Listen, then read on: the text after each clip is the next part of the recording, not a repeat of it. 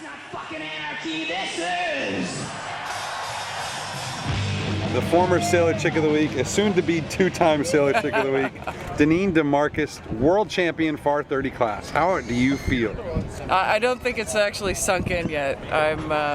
Obviously I'm really ecstatic about it. We've worked very hard, and I've been trying for many years. This is my 9th Farr 30 World Championship. It's like, oh God, isn't it time yet? So I'm very, very happy. Now, you know, we had an incredible time spectating today. It was fascinating racing. You know, you guys had an unforced error at the top mark, and things were looking dim. And then you started to claw back, and then your husband pipped you at the line by about a foot. And he was kind of in the way today. He was kind of in the way today. He was not being very nice. And then you took him up on the next race. You took him up, and he get up fast enough, and you did the wind burn on him. No, I didn't do a wind check or anything. We were just protecting, and we didn't want him to roll us. And now he's trying to tell me he wasn't going to roll us, and I'm like, BS. And you weren't going to pass him at the finish either. You're not getting over me. Husband or no husband. So then again, unforced errors down the course. Really, you know, Jim really sort of made his mistakes, and you got a huge point lead comparatively the whole week. You know, that was pretty amazing, because we certainly didn't make it easy on ourselves today. We had our own mistakes. We hit the mark. We did a penalty turn, lost boats, and it had to work really hard to just keep our head in the game and not let that get away from us. And when that incident happened, I mean, I turned around and I could not believe my eyes. It was like, you're kidding me. Who is smiling down on me today? Because you don't see that happen too often, I don't think. Yeah. What about, I mean, how do you keep your head in the game after sort of losing points and hitting the mark and having first turn to fifths? And well, you know, I mean, I've been doing this enough years, and I've seen everything. And the one thing that I know, and even sometimes it gets really hard to keep your focus, but it's not over till it's over, and you cannot stop fighting until the bitter end, because you never know what's going to happen. And, you know, the incident with Jim was a perfect example. I mean, just stay in the game. It'll play out. We've been trying to do some research, but as far as we can tell, we cannot find a woman winning an international big boat class. Some dinghy stuff for sure, but an international big boat class worlds in 2 decades at least. This puts you obviously not only in rare air, but in air that you alone occupy as a world champion big boat skipper. How does that feel, and what does that sort of do to your mind when it comes to being a sailor? It doesn't. I don't know. I mean, I've been doing this for so long, and I'm used to it. I mean, I started out in the Farr 40 class. I was the first woman helmsman in that fleet. There was one after me that didn't last very long. I've a long time been in this fleet, usually alone, racing the Tour de France, the only woman, you know, skippering a team, and it's just kind of old hat to me.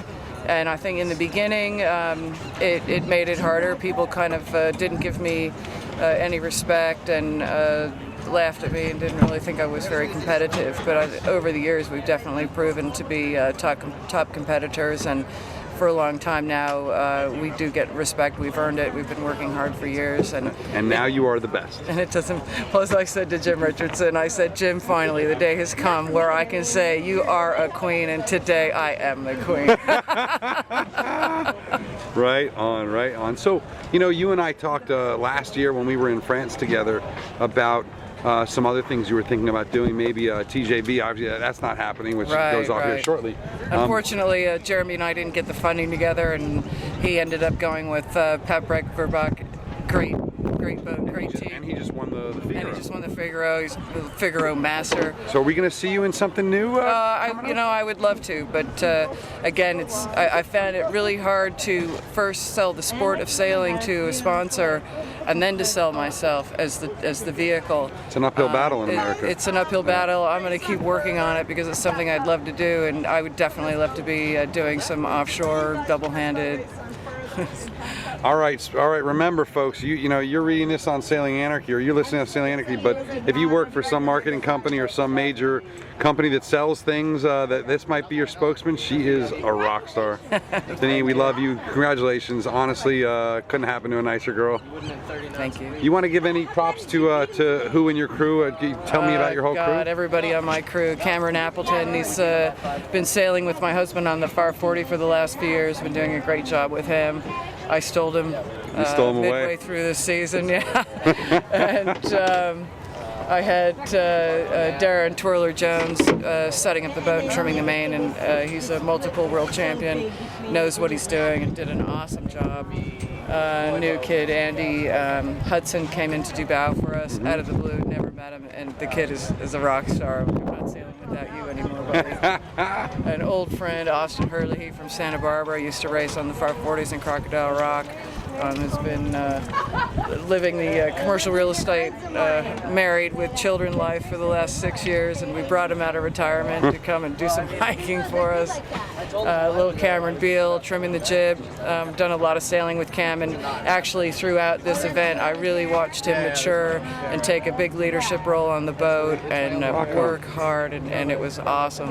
And then we have Patrick Gavin Burns, another newcomer to us, working his heart out, and I appreciate that. Everybody works so hard and couldn't have done it without him. Right on. And my boat captain, Rob Hunting. And Rob, obviously. Rob, the hardest working Oompa Loompa in the sport. Rob's been with us since 2003.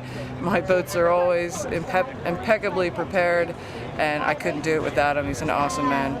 Well, one final question.